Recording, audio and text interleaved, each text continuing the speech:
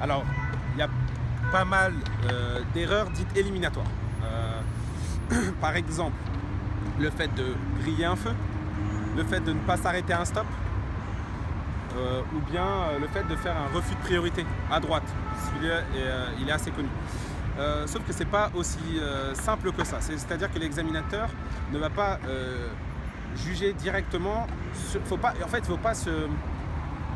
que l'élève pense qu'aux erreurs éliminatoires. Moi, généralement, quand j'envoie des élèves au permis, ils me parlent que des erreurs éliminatoires, et à la fin, ils les font. C'est eux qui vont vers ces erreurs, alors qu'ils ne les faisaient pas en leçon.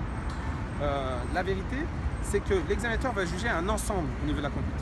Il va être assis, il va donner des directions, demander de se garer, demander de suivre une direction, par exemple celle de Paris, comme tout à l'heure, et derrière il va voir comment la conduite se passe d'ensemble. Donc si la conduite se passe très bien, qu'il est à l'aise mécaniquement, qu'il est à l'aise avec ses contrôles, qu'il fait attention aux piétons, mais que derrière, sans faire exprès, il est arrivé peut-être un peu trop vite à une priorité, même s'il a fait attention, et qu'en fait une voiture arrivait vite et qu'il y a eu un semblant de refus de priorité, c'est très possible que l'examinateur lui laisse le permis. Mais ça peut être aussi dans le sens inverse.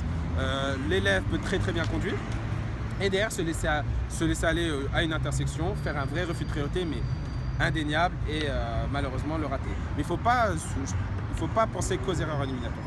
Mais il y en a pas mal.